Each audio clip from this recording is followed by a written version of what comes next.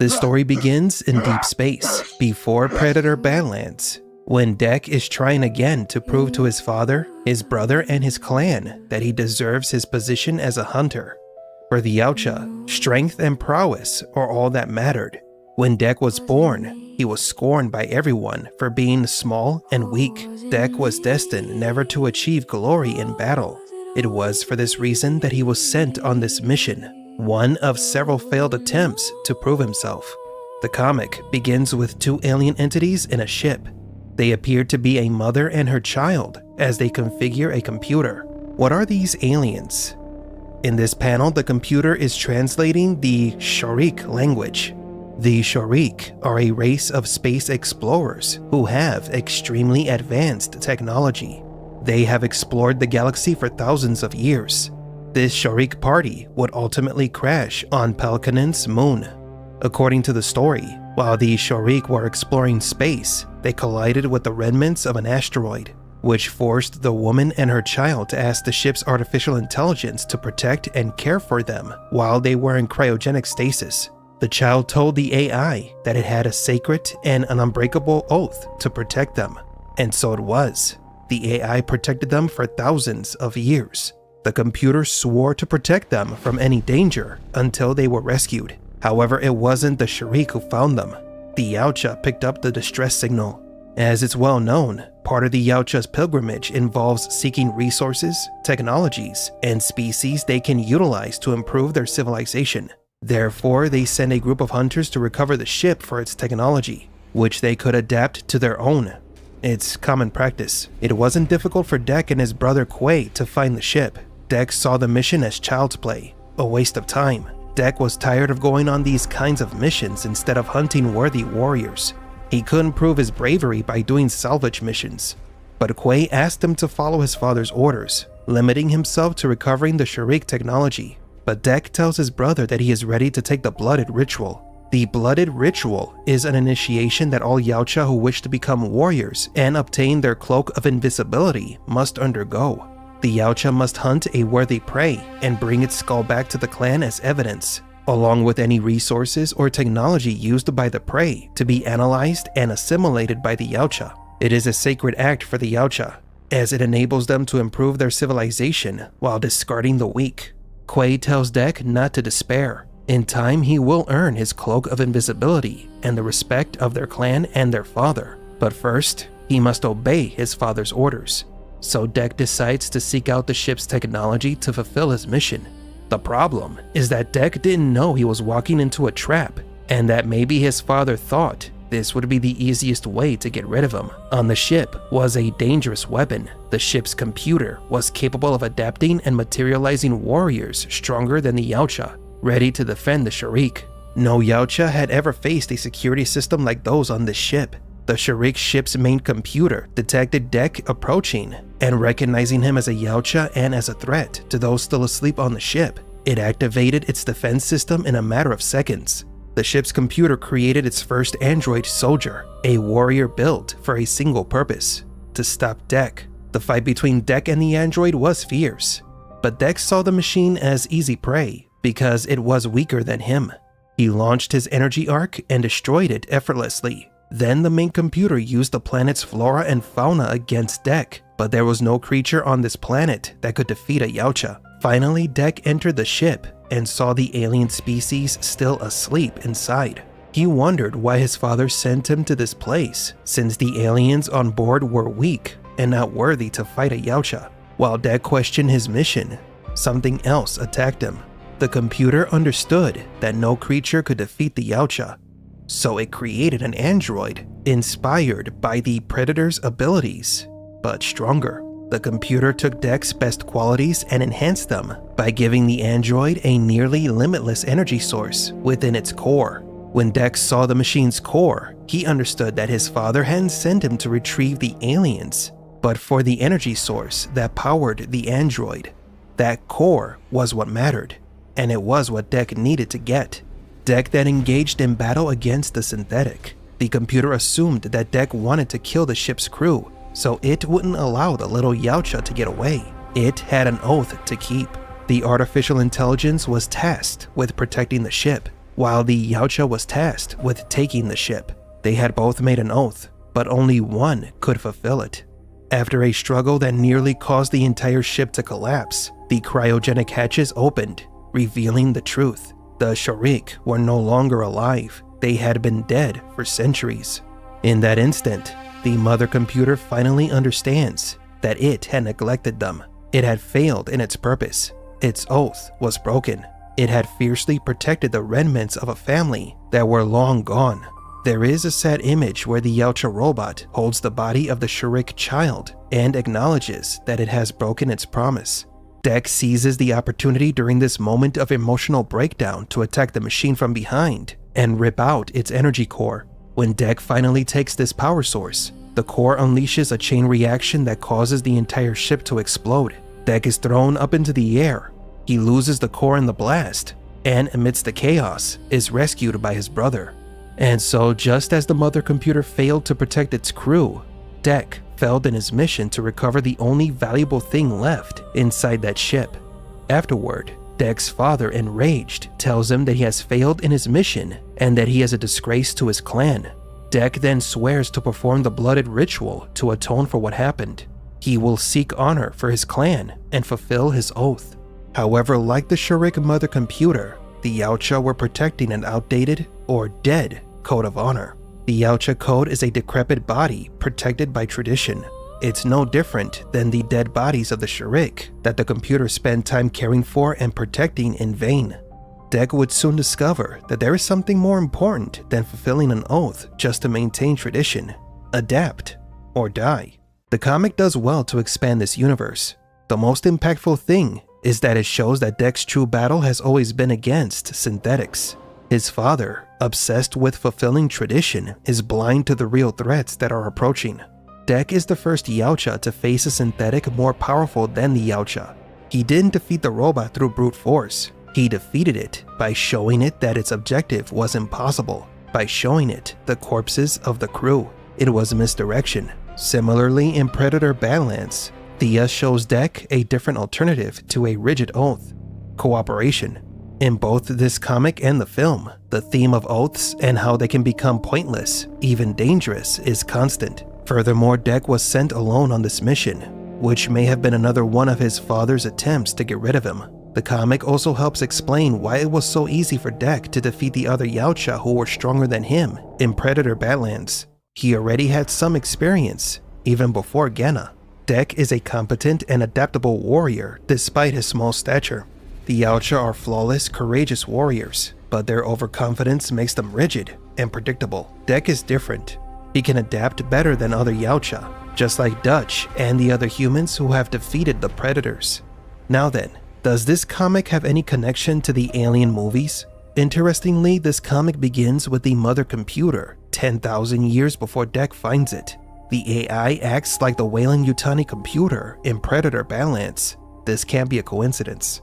These synthetic entities, regardless of their origin, tend to evolve in a similar fashion, with the same patterns and objectives. What does that mean?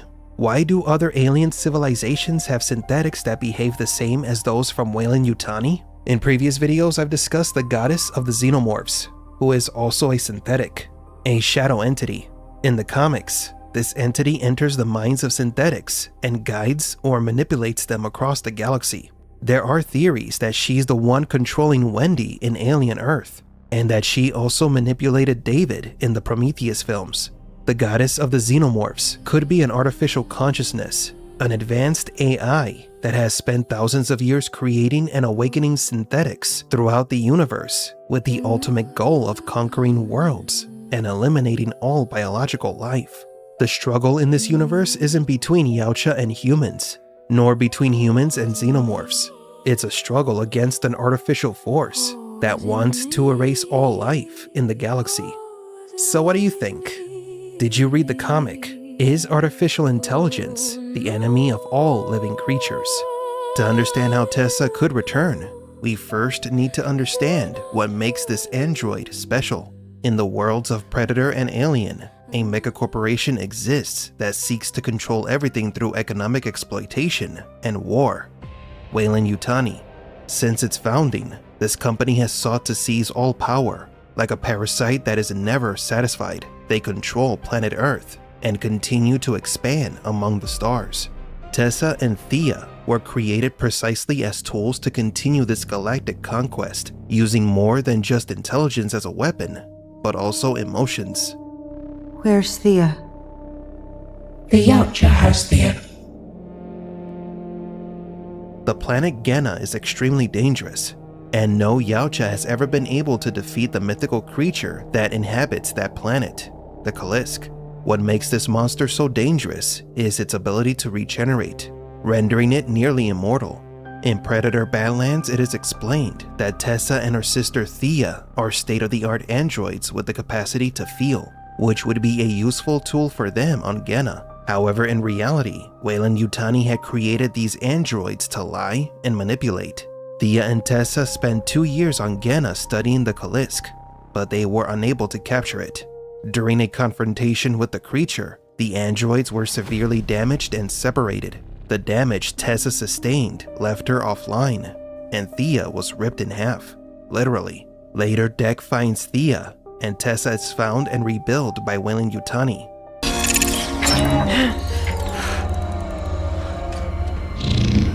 When Thea is revived, the first thing she asks is where Thea is. She is still out there alone, and it is for her sister that Tessa returns to the hellish jungles of Genna. But Tessa is informed that her sister was not alone. She is with the Yautja. Thea knew all about the Yautja, their civilization and customs, how they used other species for their experiments, and how they hunted as part of their rituals and ideologies. The Yautja are barbaric creatures, and when Tessa found Thea, she was fighting with the creature against the Kalisk. Fast forward to the film's climactic battle, Tessa manages to kill the Kalisk, destroying the creature from within with an ice bomb. She is then destroyed by the Yautja and her sister Thea. Tessa's skull is taken as a trophy by Dek and brought to Yautja Prime as proof and a rite of passage into Dek's clan. Predator Badlands ends with Dek and Thea on the Yautja home planet, but as we mentioned in previous videos, Thea is with Dek for ulterior motives. If Thea was created as an android specializing in manipulation, perhaps it's no coincidence that she switched sides and joined a Yautja and betrayed her sister. Thea continues her mission to find something of value for the megacorporation, even if she's unaware of it. Now Thea has become a tracking device for the company, a beacon, and it's only a matter of time before we see an army of synthetics arriving at the Yautja homeworld.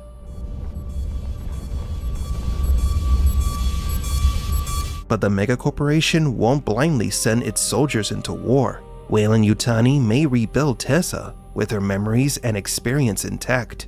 When Tessa was rebuilt, the mother computer surely made a backup of her just in case. The experience Tessa had from her years on Genna wasn't lost.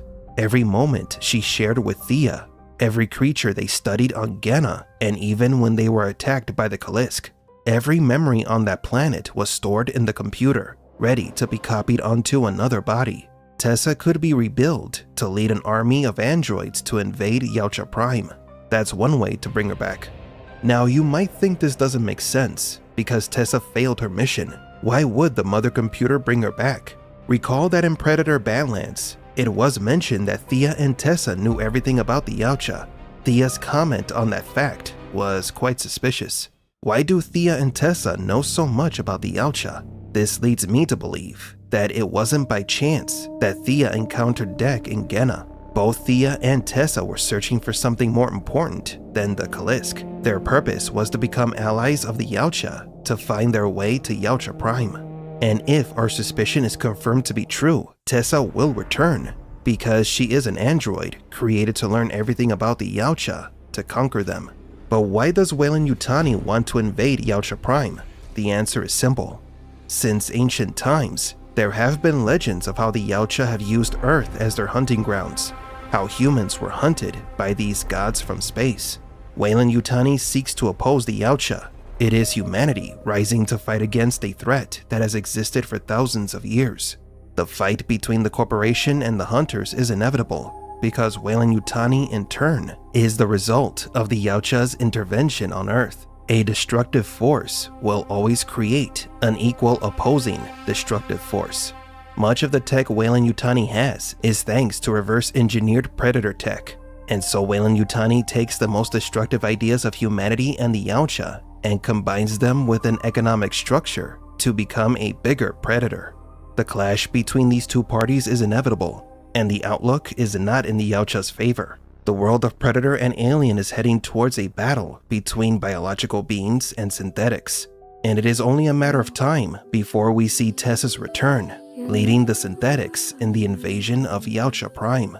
Just as the Yautja used Earth as a hunting ground, their home planet will soon become the hunting ground of the new capitalist god. Bad idea. Thus, Dutch spent 15 years in covert operations, going from wars between countries to hostage rescues, recons, intelligence operations, and terrorist dismantling, all as part of a Delta Force team. In 1987, Dutch was hired by the CIA to rescue a cabinet minister and his assistant, but it was actually a covert mission to halt the Soviet advance in that region. It was during this mission that Dutch encountered the Predator. Dutch had never met anyone who could surpass him in combat. The Predator was a formidable hunter, but the outcome was inevitable. Dutch, the superior hunter, emerged victorious, combining his strength, intelligence, wits, and survival skills.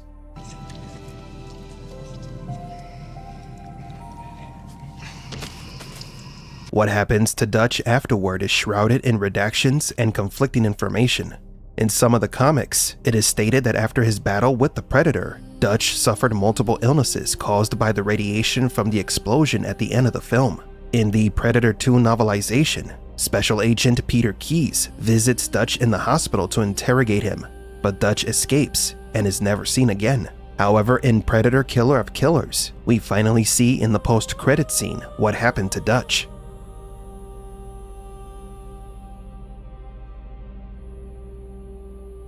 Here we see Dutch cryogenically frozen in a Yautja ship. He is accompanied by others who have defeated Predators before, Naru and Mike Harrigan. This makes it clear that Dutch is alive, just frozen. As we've mentioned in other videos, the Yautja often captures those who kill their warriors to subject them to tests and experiments to improve the Yautja race. Now then, what does the Alien universe have to do with any of this? In the classic Alien vs. Predator arcade game, Dutch appears as a cyborg, with mechanical parts integrated into his body through a secret government enhancement program. This version of Dutch is a soldier rebuild to continue fighting, even after suffering damage that would have killed any other human. His body became dependent on advanced military technology, turning him into a living, breathing weapon with a mechanical arm designed to combat threats that ordinary humans could not stop. But the situation changes completely once we move to the Alien franchise.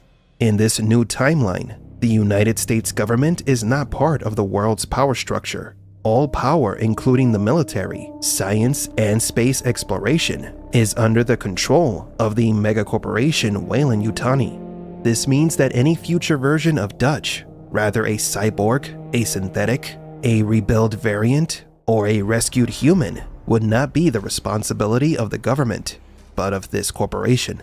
Hello, Tessa. The company is not pleased. Weyland-Yutani is the main organization controlling the human military forces, and they would be the ones giving orders to Dutch, or using him for military experimentations. Just as the Yautja kidnapped Dutch to experiment on him, Weyland-Yutani surely has a plan for this hero as well. We could see the robotic version of Dutch from the arcade game controlled by Weyland-Yutani, which would be very reminiscent of the Terminator, another robot that was played by the same actor. Come with me if you want to live. Now, how could Dutch return? It would be ideal if the next Predator movie revealed what happened to all the characters we saw frozen at the end of Killer of Killers. That final scene made it clear that Dutch isn't dead, but rather being kept by the Yautja for reasons. The question now is how this collection of human popsicles connect to Dec and Thea, since both characters may be part of a much larger plan. We don't know if any of this could be related to Alien Earth.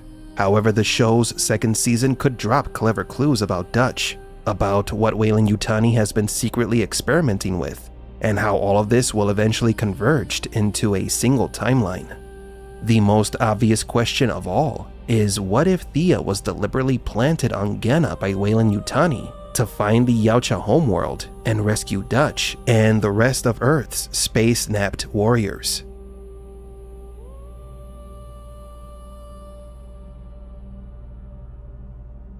I'm synthetic. I was built and deployed by the Weyland-Yutani Corporation for research. We found that... I'm a Gloomy Geek, and don't forget to like and subscribe.